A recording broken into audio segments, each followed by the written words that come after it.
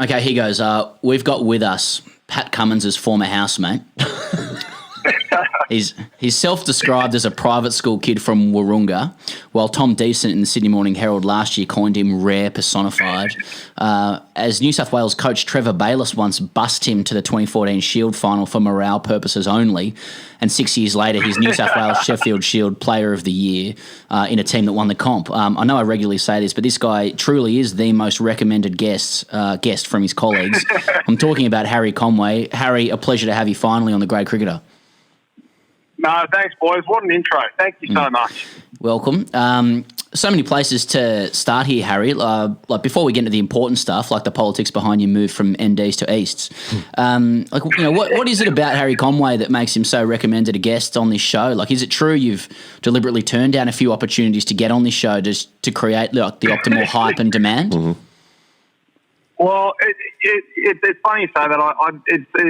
As you mentioned in the intro, I'm such a fish out of water in the fact that I got such a good education. I've started so far ahead of all of these guys who are like, he's the weird one, where it's like, well, I don't really. It's sort of like, am I?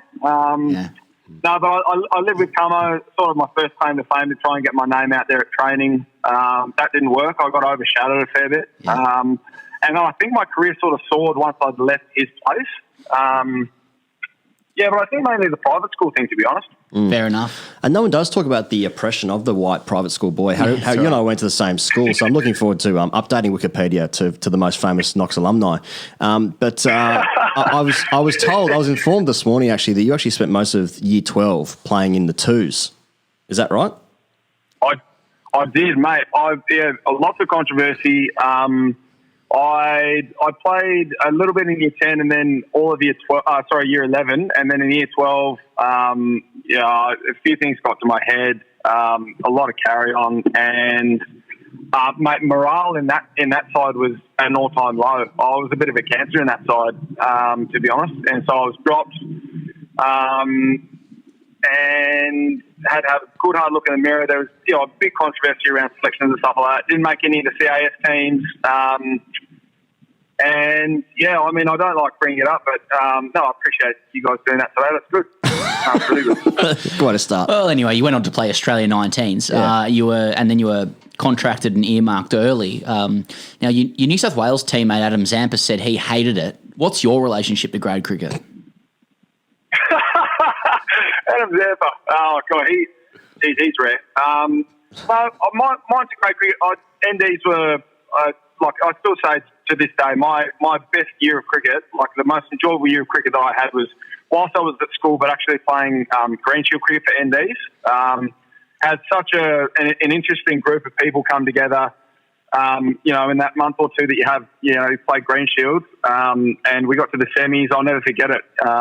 We played out at Rosedale in the semis, and I met so many different guys from umpteen parts of Sydney. And as I say, because I was such a sheltered kid from Wahroonga, I absolutely loved it. And we ended up sort of branching out and. I'm still connected to a few of those guys, but, as you do, throughout grade cricket, you see them playing for different teams and whatnot. And, it's quite funny, but they were still, to this day, my best year of cricket, I reckon. I want to ask about changing teams because, once, they're contracted with a state, we often see players move from their inland clubs, NDs or even further out, Hawkesbury, etc., to coastal surrounds. And it was no different from you. For you, it was like a rite of passage. I've got a state contract, now I'll go play for Easts by the beach. Bondi, yeah. Yeah. Can you take us into the bowels of negotiating a change of club as a state player? We've heard stories of demands for $3,000 a game from others and a lease on a Mercedes and a clause that they look like they're interested. Is this par for the course once you get that state call up? It sort of was. I created a record in New South Wales of being the most, the rookie for the longest time, which is a really bad record to have. You're supposed to do 2 or 3 years, sort of learn the game, listen to people and then upgrade. Whereas I sort of wanted a longer internship, if you like, and so I went the 4th year. Van Wilder broke the record. Yeah, Van Wilder, and then it was sort of like, okay, the performance is really inconsistent. I'll blame it on my grade club of all people. It's just like, okay, so you've not listened, you've not done this, like you've lived with Pat, and you've learnt nothing. So it's the grade club that you're at's fault. And it was like, in my head, I'm like, Waitara's pretty flat. I'm a bowler.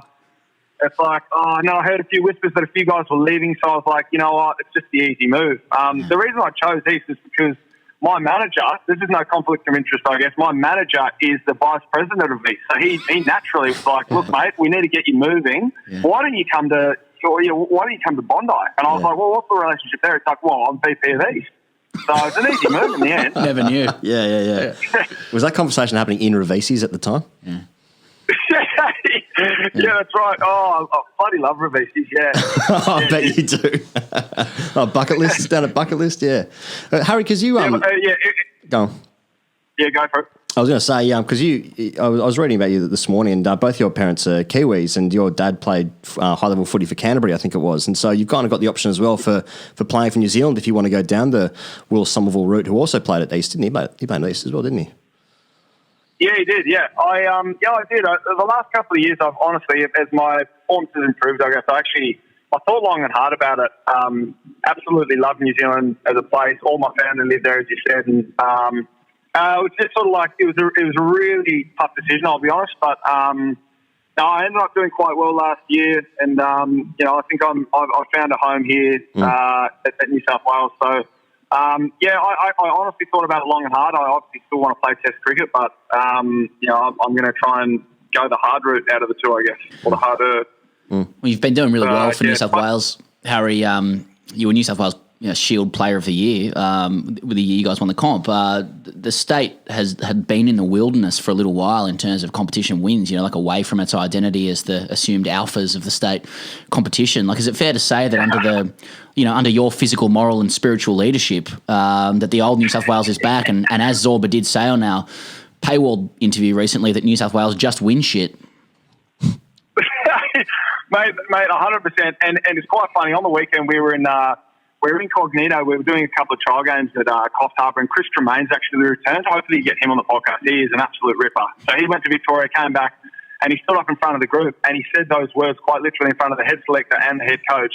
He's like, I will be in this team for as long as we win shit. And basically my involvement in this team will only be based on the fact that we win shit. And I was like, I think he signed. We can't have signed this guy for 6 months. Like, if we don't win the first few games, Trent, I think we're still going to ask you to play, man. You want a lot for Victoria, mate. You want a lot, but it was such an alpha move. Like day one back in the New South Wales sheds, it's like, boys, you turned your back on me, but I'm going to come back and win shit for you. It's like, whoa, okay, that's aggressive, man. Speaking of alpha moves, because we saw when the New South Wales were awarded the Sheffield Shield and the sort of the photo shoot that happened afterwards. Yeah. You would have been part of that. It would have been nice to get around, Smudge and Dave Warner and Pat Cummins and Josh Hazelwood, who were on the top tier of the ladies stand receiving the award, which Steve Smith posted about, cutting off the rest of the plebs in the bottom tier. Yeah. Oh, mate, don't worry. I was in the far left corner, and the funny thing about that on the day, it was like me and Sock were just, we're sort of hiding out bottom left, and they just kept, Sock had just been told that he was, delisted or we were parting ways, and Sock just kept on being moved around by the cameraman like a pawn. It was it was one of the biggest alpha moves by Getty Images I've ever seen or heard of.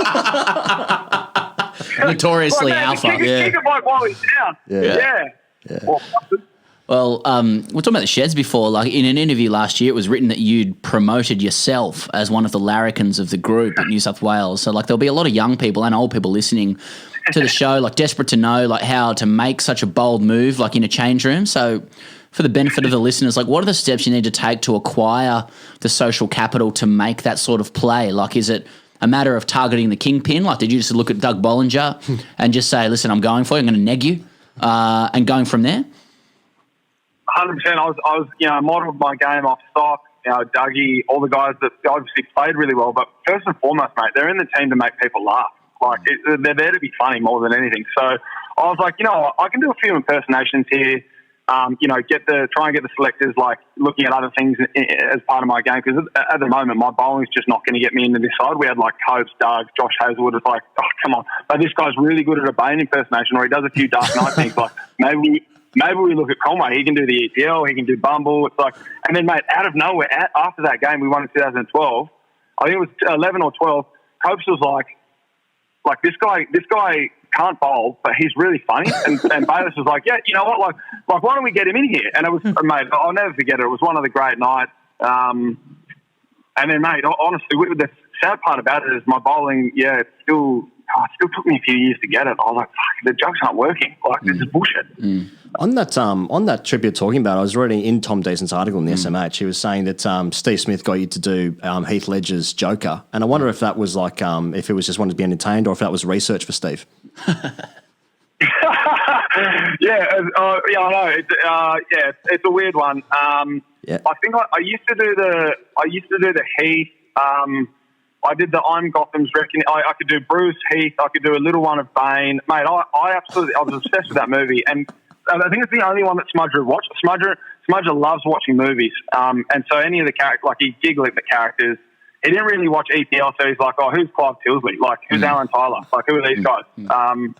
Oh, you're right. Like, whoever he wanted, he got. Like, that's his change room. Yeah.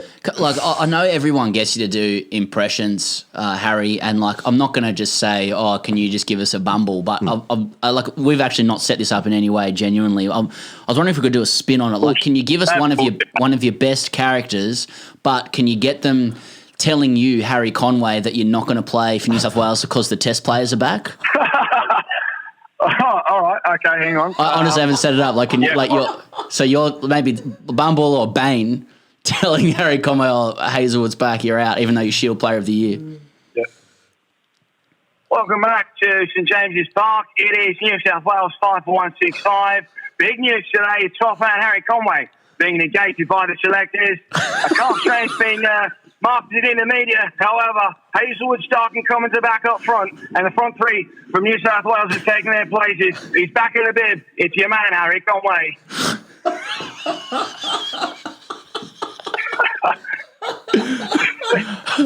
Oh, get him on the bus. Get him down to Canberra. I can see it. 2012, I'm there. Get it. Not bad. I want to know, under 19's World Cup, you and I imagine you and Greg Chappell seems like very similar personalities. Quite bubbly, charismatic. You know, both done a lot for the game in the country. You know, what was that like playing under Greg? Mate, you know what? I actually loved it. I found him really dry, and he was very sarcastic, which is sort of my type of humour. When I was, you know, up at the academy and stuff, and I saw him, like, you know, barefoot doing the laps, like in the floppy hat and the shorts, I was like, oh, this is rare. Like, this is what I'm all about. This is why I'm at this academy for 4 months. And I actually got along with him really well. But in the in the actual World Cup and stuff, he's a selector, so he didn't actually. He was a hard guy to get close to. Like, so yeah. I actually take offence, or I'm insulted by the fact that you say that I'm similar to him. I smile as well, so it's like it's a hard one to compare. That was an Oranges point. Like, you know what? I can't stitch him up. I thought he was really good. He's very dry though. And I guess I was in that mould of like 17, 18, 19, so I was every chance that he was going to pick me in a test match back then, I guess. Yeah. And obviously in that you sort of played under 19 World Cups from Knox too, so you obviously must have taken a stackload of wickets in that school team. But when you took a hat trick in against Nepal, wasn't it? And there was commentary there of like, you've taken the third wicket, you've bowled the third Nepalese bloke in a row, and you've just run down the wicket screaming, "He's done it! He's done it!" Thoughts? Okay, I'll talk you through it. So, please. I went into the game with, I was really sore. I was like, it was the first game against England. I tell everyone now, like, looking back at it, I was rested. Like, they rested the trump card because we knew we had Nepal coming up. And I was like, look, big crowd. If we don't get the result against England, like, this Nepal game's a must win for the boys. So I'm like, fuck, I'm going to get up for it. I've got a stress fracture in my tibia. I'd had cortisone in my L5 of my back foot. So I'm not sure whether that was referring any pain relief down to my tibia, but it certainly wasn't on game day. I got through 6 overs, and I went bowled. I actually went through their top order like you wouldn't believe. Obviously, you've seen on the video. Obviously. And I just saw all these blokes running towards me, and it happened so quickly. it was the most amazing thing ever. And all of them just ran towards me, hugged me, and I just screamed out, "He's done it," with zinc all over my face. I looked like Tupac in that World Cup. I had so much hair. I looked like the biggest dickhead. It's so hard to watch back, but like people from around Australia, like the Bancrofts, the Turners, when they see me, they still refer to me as "He's done it." They don't even say, "Hey," they're like, "He's done it." It's like all these, like Mitch Marsh. You're walking across the whack with Mitch Marsh, like, "He's done it. Here he is." It's like it's my time to say it. Bison. Correct me if I'm wrong. Like, it seems like you're a leading proponent of in the rise of rare culture within Australian cricket. You're expressive. You play with colour. You've got charisma. It's almost as though you're not an automaton robot programmed only to make the arm and leg movements conducive to hitting the off bail, than having beers. I just want to, like, given you're on the inside, I just want to ask, like, how much bemusement do you observe among previous generations at rare behaviour? Like, do they look, do the golden generation look at you out the corner of their eyes, never giving you the fullness of their body language, just radiating like passive aggression at the idea someone's being weird, like, or they're just jealous, like that you're prepared to be yourself? Like, what's been your experience of that? It's really funny, and it's something I actually get asked quite a bit. It's something that I've cultivated over the years, but to be honest with you, I've actually had to tone it down a fair bit because it's really hard to. It's like when you come into, like, when you go into a squad, or you talk to all these guys now, all these young guys. They're really shy, and sometimes they're from Western Sydney, and it's like they'll let their game do the talking, which is honestly the best way to do it, and it's completely the opposite of what I did. I was like, I'm gonna try and make as many friends as I can. The social skills that I built from school, I was sort of like, okay, these guys from all over Sydney, like, they're actually really cool. Drop my guard and all that. And they actually found me quite funny. So I was like, okay, cool, I'm going to run with this. And then a few years down the track, honestly, my cricket wasn't going to keep me around. So it sort of had to take a back seat because guys, and I think under Trevor Bayliss as well, he's quite a serious guy. He's a very good coach. It's sort of like, we can joke and laugh, but like, you're not going to be here if you actually can't bowl. So I went the backwards or the reverse way of doing it. But now I look at it back today and I'm like, I wouldn't necessarily change a heap. Like, I've still got mates that I've had, I consider lifelong friends. And as you said, like, it's so funny. Your intro was brilliant, and it was like so offensive, but it was like he won the Sheffield Shield Player of the Year last year after. Do you know what I mean? Like, it's an incredible journey. That's how I look at it anyway, yeah. Yeah, you sort of you use your character to sort of help get you into the game and into the team, and you've actually developed a whole hell of a lot of skill since then as well. And you're at the leading the pack of the team that won the comp. Same as Bradman, actually. Yeah. That's exactly how Bradman did it. Yeah. King on the circuit, Bradman knows boats. Harry, we want to thank you for joining us and giving us a little taste of the rare enigma that is yourself. We're wishing you all the best for the season up ahead. Thanks, lads. Anytime.